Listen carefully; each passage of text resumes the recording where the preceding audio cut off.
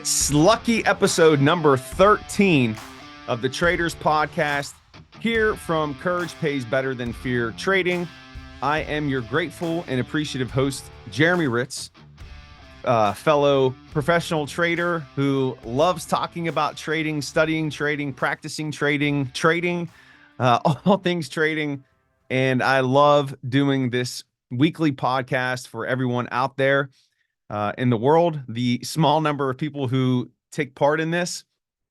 This is a lot of fun for me, and we're on lucky episode number 13. I know a lot of people think that's an unlucky number, but I like to define for myself what something means. And so this is lucky number 13. And today's topic, one that I get a lot, is how much money do I need to start to begin trading, to begin investing? And so I'm going to talk about that today and go into different ways that you can begin, the numbers that you can have. And you'd be quite surprised to know that you don't really need a lot to begin actively investing or even swing trading. So we'll talk about what those possibilities are for you. We're going to have our Ask a Trader segment with our guitar introduction. We'll put that in there once again. And then the other thing we're going to do is continue with our ROKU case study. And ROKU has taken a bit of a hit. It has broke below that trend line. So it'll be interesting to see how it plays out. And we're going to cover all that today in lucky number 13, episode number 13. And today's an exciting day for me because I start treating my profitable options trading course this evening. Excited with the group of students that I have to teach them how to trade options. Night one is going to be all about the fundamentals, the essentials in regards to options. And then each class thereafter will focus on one strategy. So super excited about that. I am going to have a day trading class. It's going to be coming up soon. So be on the lookout for that. And as always, if you're interested in working with me as a coach to help you learn how to trade the markets, read candlestick charts, learn how to actively invest, bring in additional income for your families, you don't have to quit your W-2 job like I did. Reach out to me. You can comment on this podcast. Send me an email at couragepaysbetter@gmail.com, and let's connect. And without further ado, it's time for Ask a Trader. One.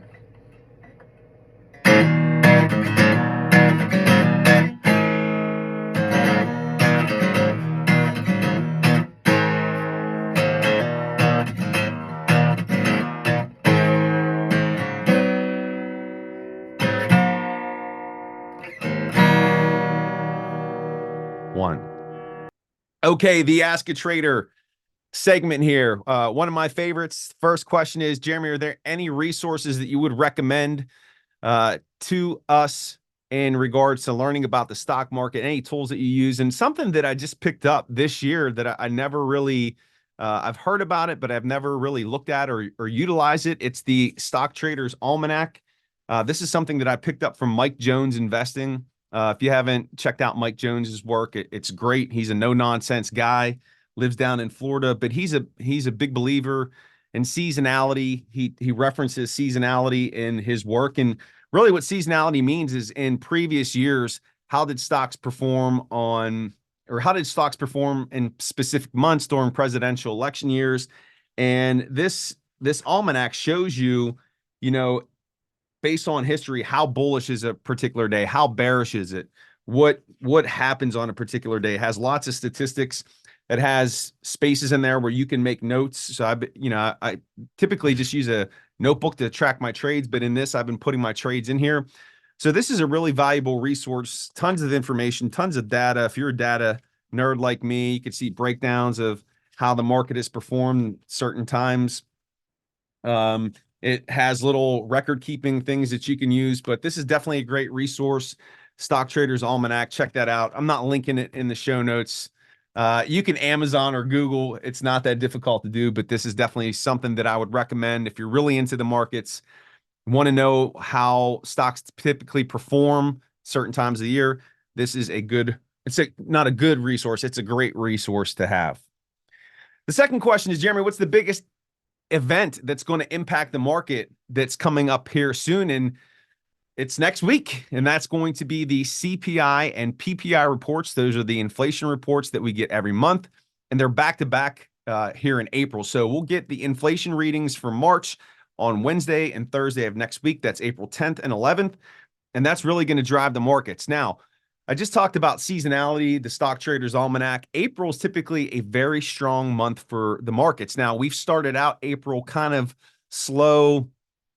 We had a bit of a sell-off, a little bit of a pop yesterday, somewhat of a pop here this morning. But this is supposed to be a strong month. And if you remember, the last few inflation reports we had have not been great. They've actually been higher than expected. And so these inflation reports coming next week, the 10th and the 11th, they need to be positive. If they are, I think we're going to see us push into new all-time highs and maybe make the next leg up in the market. But if they're bad, we're going to begin that 10% correction that everybody's been waiting for. We haven't gotten it because we've just been straight up. So that's the biggest event that's coming up that's really going to drive the market. So mark that on your calendar. Next week, April 10th and 11th, CPI, PPI. Those are the biggest events coming up. And then the final question is, Jeremy, what's the best lesson that you've learned from somebody that you've coached? And that's a great question because I have worked with coaches myself, but a lesson that I've learned from one of my students was a gentleman named Rob, who has traded for a long period of time. I believe he's in his 80s, and he actually wrote a book about his trading style. And he sent it to me. He said, "Hey, what do you think of this?" I read it. I was like, this is brilliant. And to see this guy put his thoughts together, his philosophy, his approach to trading, and to be able to read it and just learn from his experience, it was phenomenal. And one of the things that stood out to me, and I say this a lot to students when I coach it, so I stole this from Rob. So Rob, if you're watching this, you did have an impact on me. But he said, focus on just getting base hits every day. You don't need to hit home runs every day. And when he put it in that context, that analogy, it just made a lot of sense because a lot of times in trading, we want to hit that home run. We want to hit that $100,000 trade, that $1 million trade. But the reality is we just need to stack wins. We need to get those base hits. We need to just get the little wins and stack those. And occasionally, every once in a while, maybe not monthly, maybe every couple months, or maybe once a year, you hit that home run or maybe even a grand slam. And when you're compounding all those wins together, you're losing small. That's when you're going to be a profitable trader. So base hits, it's about base hits. Get those base hits and prepare for the opportunity to hit that home run or hit that grand slam, and you will be a profitable trader. So Rob, I hope you're doing well out there. You had an impact on me and our work together. And, hopefully I get to talk to you soon. All right. So that's the Ask a Trader section of Lucky number 13. Let's move on to our topic today, which is a question that I get quite a bit is, Jeremy, how much money do I need to start trading or investing? And the answer is you don't need much at all. You can open an interactive broker's account, which is what I always recommend for a brokerage, with a couple $100. And using that money, you could start actively investing. You could buy a handful of shares of an inexpensive stock, right? And if you're learning how to read charts, you're learning your candlesticks, you're learning about moving averages, you will know where to buy and where to sell. And so it doesn't take a lot of money. And what I would recommend is you want to start just by buying some shares, right? Actively investing, then do some swing trading, which is anything that lasts longer than a day. And then you move into day trading. But you want to get a feel for the mechanics. But a lot of people think you need to have a ton of money to begin doing this. You don't. And in fact, when you start, you don't want to trade big sums of money anyway. That just doesn't make sense. Because if you're just learning how to ride a bike, you don't want to go ride down a big steep hill as fast as you can because it's going to end in broken bones and a trip to the emergency room. Well, in the stock market, when you try to ride down that hill super fast, it's going to result in you losing all your money. So you want to start small. And so how much does it take to start? Whatever you have. If you have a couple $100, take that couple $100, do your research, study the charts, buy some shares, watch how the stock moves, sell it at some point, realize your gain. And people are going to say, oh, don't worry about taxes. If you don't make any money, you're not going to be taxed. Wouldn't you rather have some money to be taxed on? So it doesn't take a lot to begin. Now, when you get into day trading, that's where it changes a little bit, because in order for you to day trade, and this means making multiple trades a day, so you're in and out of a position within the day, you're going to need to have at least $25,000 in your account. Okay. And at the end of every day, the value of your account must be over $24,999. It must be $25,000, or you'll be flagged as a pattern day trader and they'll put a restriction on your ability to trade for a certain number of days. So if you're going to day trade, I always say that $30,000 is the amount to begin with. But again, you should be familiar with your broker first. You should be familiar with buying shares, knowing how to put your orders in. You should know how to swing trade. You should do all that first before you even think about day trading, because day trading is intense, right? You got to be in and out. You got to be a little crazy to do it, like I am, right? But you do need about $30,000 in order to day trade. Now, there's something that is known as a margin account when you trade, because some of you might be saying, well, $30,000, let's say that I'm trading NVIDIA, I can't trade very many shares. Well, you want to use a margin account when you're trading. And you might be saying, well, what is a margin account? Essentially, what a margin account is the broker is going to loan you 4 times the amount of cash that you have in your broker. So if you have 30K, 4 times 30, you have $120,000 to trade with. Now, here's the thing. You have to calculate your risk and have a stop loss in place for your trade with that number you're comfortable losing. So if you're only comfortable losing $100, you have to use that risk calculation that I taught in the boot camp and set it up so that you're not losing margin. Because if you lose margin, now you owe the broker that money. So that's where having your stop loss in place is critical. But a lot of people are afraid of margin because they think that they're going to pay high interest on that, but it's not true. If you're day trading, you're in and out within the day. You're going to pay pennies on the dollar. It's negligible, the amount that you're going to pay in interest on margin. Okay. So just throwing that out there. So if you have $120,000 to trade with, you can move a lot of shares, right? And as that number goes up, if you have 50,000, you have 200,000. If you have 500,000, you get the picture. The more money you have, the more capability you have to move shares. Okay. So that's what's known as a margin account. And then the last thing that you could use to trade with, and this goes along with how much do I need to start? There are things out there known as prop accounts or audition accounts or funded accounts. You'll hear them described as. And essentially what they are demo trading accounts. And some companies will say, okay, if you could show us through a practice trading account that you can grow the account by 10%, we're going to make the money live in your account. So let's say it's a $50,000 account. You'll pay $500 to audition. If you grow that money by 10%, so $50,000, $5,000, the company will then make that money live. And then depending on what their percentage or cut is, some companies will pay you 75% of what you make. They'll keep 25%. Some do 80-20. So there are opportunities to use other people's money in order to be able to trade. Now, one of the recent changes that happened with funded accounts is the SEC shut down the ability to trade stocks in those types of accounts. So now it's only crypto, Forex, and futures. So the thing is, though, if you could read a chart, you could still trade those things. So that's one difference. But that's something out there that everyone should know, that even if you don't have your own money, you could pay for these audition accounts, get funded, and then get paid if you do get funded and are able to trade other people's money. Okay.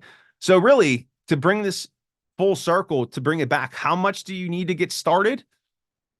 A couple $100, $100, right? Start small, right? If there's anything that's coming out of this podcast, start small, right? Buy a handful of shares, invest first, move on to swing trading. And if you really love this and you're passionate about it, then move into day trading. And if you want to know how to do this, again, go check out the boot camp that I did earlier this year. There's a lot of information to get you started, but the best place to start is right here and right now, because if you start learning now, imagine what you'll be able to do 1 year from now. So how much does it take to start? Not much at all. There's lots of options for you out there, and hopefully that was helpful for you if you're considering doing that. All right, so now it is time for our Roku case study. So let's bring up Mr. Roku and let's see how Mr. Roku is doing. All right, so here we go. Here is our daily chart on Roku, and you could see here's that trend line that we were above there for the longest period of time. It hasn't broken below that trend line for, look at that. It's been a while. And guess what we did here the other day? We broke below that trend line. So that potentially is not a good thing for Roku. Does it mean that it's going to drop even more? Not necessarily, but it's not a good thing. But you'll see that these lower wicks from February, that there are buyers coming in here buying this up. We are seeing buying coming in here. So there's some accumulation that's taking place. But what we need to watch here is Roku going to continue to fall? Will it come down to its COVID 2020 lows, that 58, 52? We have to watch and see. But this is really, it's just kind of a big nothing burger. It's not doing much at all. Now, you could argue that we are getting a bit of what is known as called a double bottom. Okay. And double bottoms are bullish patterns that we trade. And it's where, like the term says, you're making two bottoms, two lows.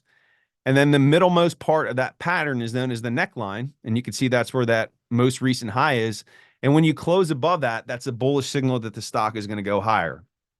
But Roku needs to do something, because it is just struggle busting down here. And even look at the volume. This shows that there's really no interest in this stock. It's just kind of doing nothing. Now, the biggest thing to watch on Roku is going to be earnings, which are coming up on April 25th. And this could be a catalyst that can move this higher. And so if they report good earnings, good future growth, we could see this thing pop. If not, we could see it come on down. And so again, we're watching this. We're watching this play out real time. Remember, there's lots and lots of room to the upside here on Roku. You can see just this past February, we were up around $99. And if you go back to December 14th, $108. And then that all-time high, I mean, you got to go way up here. It's $492. So there's lots of room for this thing to go. But what's hurting Roku and a lot of these smaller businesses is they are interest rate dependent. And with interest rates high, it keeps these smaller cap stocks down. So once the Fed starts to cut, we should see a little bit of a bounce here. But Roku not in a good spot right now. We'll come back and check this out in next week's episode, see if this double bottom plays out. But Roku is the king of the struggle bus at the moment. So let's keep an eye on this and see how this is going to do. But that's our Roku segment for today. And ladies and gentlemen, that's going to do it for episode number 13, lucky number 13 of the Traders Podcast here. Courage pays better than fear trading. I'm super grateful and appreciative for all of you for checking out the podcast, sharing with your family and friends. Please drop some comments below. Give me a like and subscribe. And I will see you back here next week for episode number 14 of the Traders Podcast. Take care, everyone, and have a phenomenal weekend.